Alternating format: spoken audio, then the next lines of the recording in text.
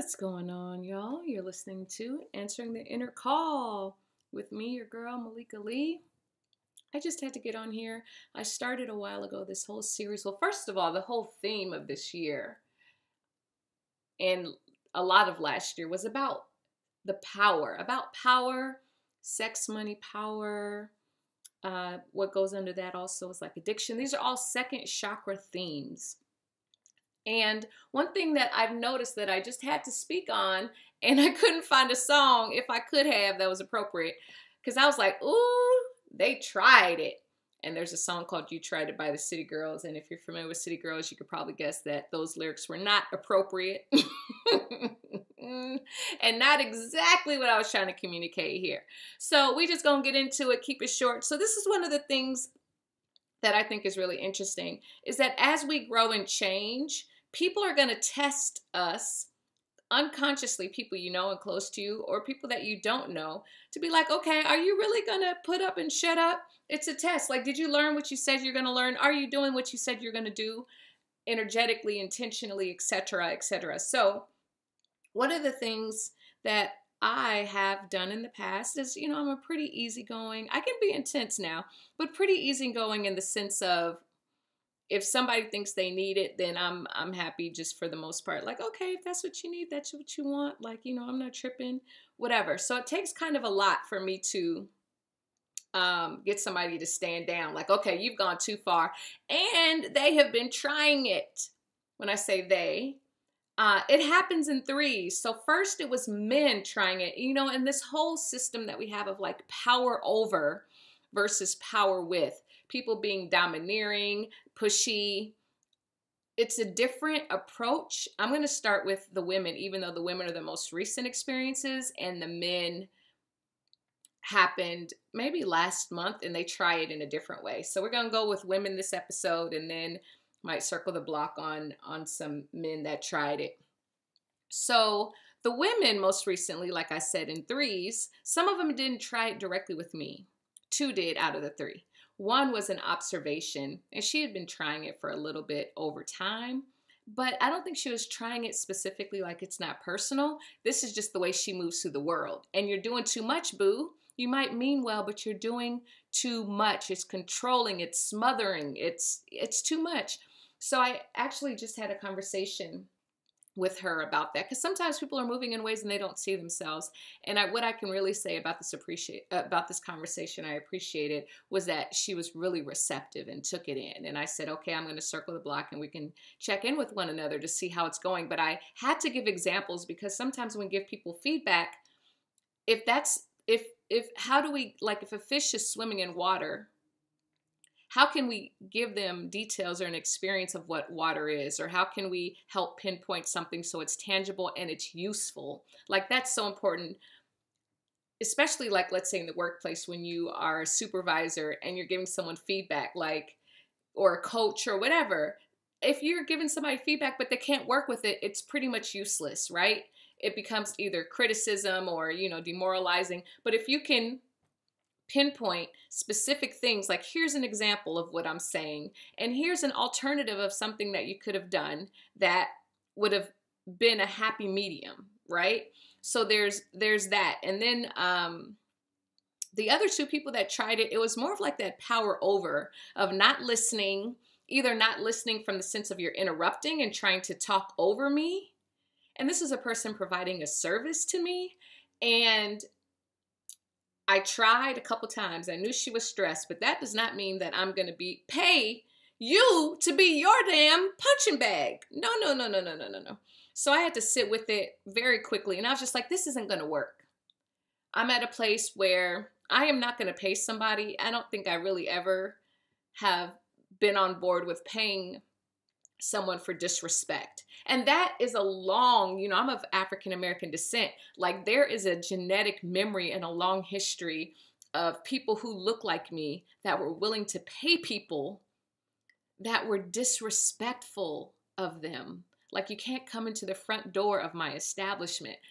And some people were willing, and I'm not passing judgment, it's just an observation. But what I was aware of at this time, in this big bad age, and all this learning experience, that I want to enjoy the journey as much as I can. And if I'm paying for a service and it's stressful and you're talking over me and we're not moving forward because you're not listening and I'm the customer and I'm trying to tell you some things, it's not going to work, boo.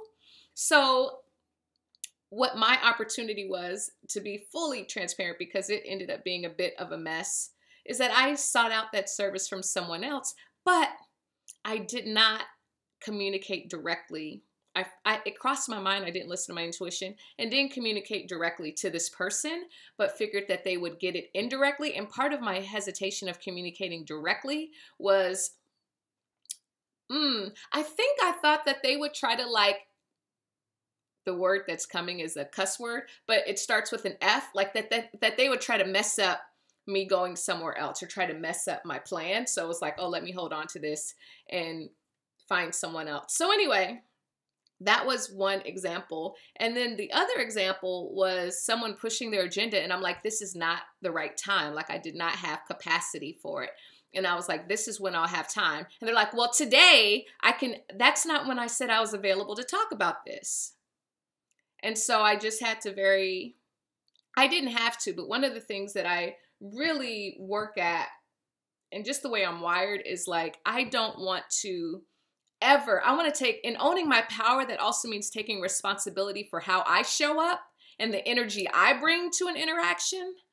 And some people don't have that awareness.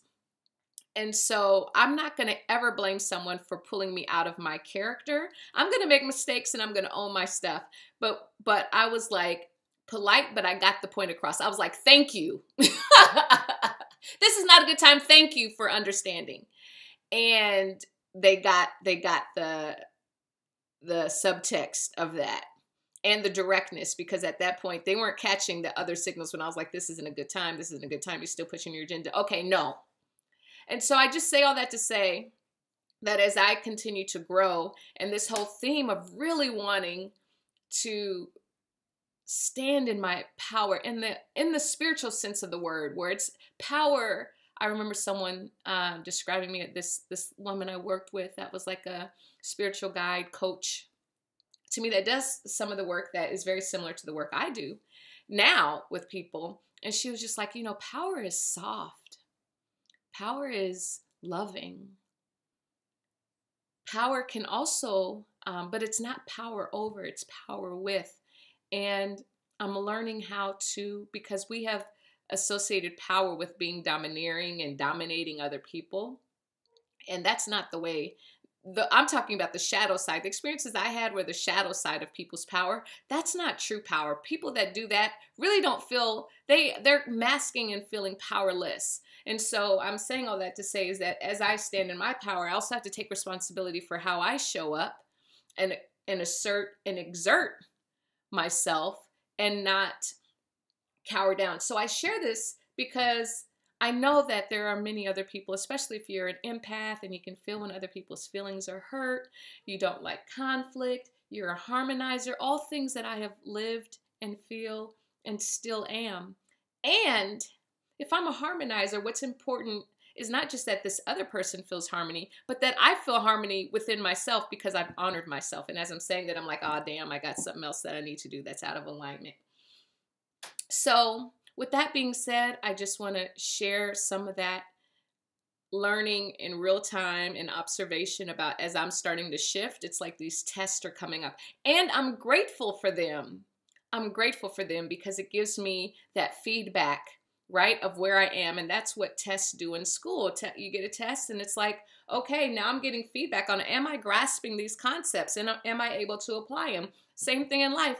When we start changing and shaking things up, we're going to get those tests. And then it's like, okay, are you going to apply and move in the direction and keep going in the direction that you say that you intend to and that you do and that you've started? And sometimes people will back down and maybe pull back because it can be uncomfortable being tested or shaking the feathers of those that we love. And sometimes there's that fear of like, it really possibly like ending relationships, etc., putting strain on relationships, etc. Like I get all of that. But I just say all that to say when those things show up, now there's an additional conscious touch point like, oh, I'm changing. And this is an opportunity that this person has posed to me. And at some point, which I was able to get to relatively quickly, is like, oh, and I can be grateful for this opportunity and have compassion for them and empathy. And at the same time, be like, no, not today, boo. You tried it. Nope, not going to happen. That does not work for me. And keep it moving. So I say all that to say that we can still honor ourselves and honor the other person, although they may not like it. Most times they won't. But that doesn't mean that we should shy away from or avoid it. And it also doesn't mean that we have to go all the way far and cuss somebody out. Although sometimes the way people communicate, the most loving thing you might be able to do is cuss somebody out, because that might be the language that lands with them for them to be able to receive it. So every person is different. It's case by case. I have not cussed someone out in the name of love. In the name of love yet. If I do, I'll let you all know. But in the meantime, between time, I hope that this was helpful, sending you many, many blessings. And if this resonated with you, I would love if you just subscribed, gave me some feedback. I'll be sure to shout you out in a future episode and a rating.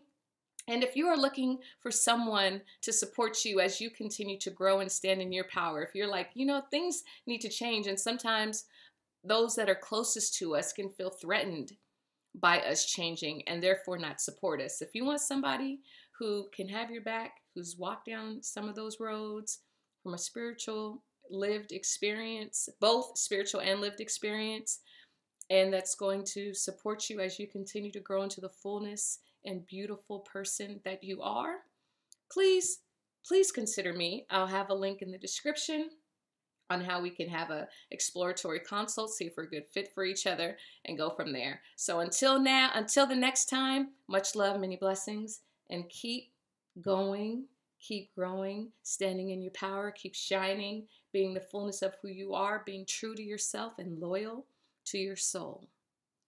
Shout out to Drs. Ron and Mary Holnick, who have started the course, Loyalty to Your Soul. Keep being loyal to your soul.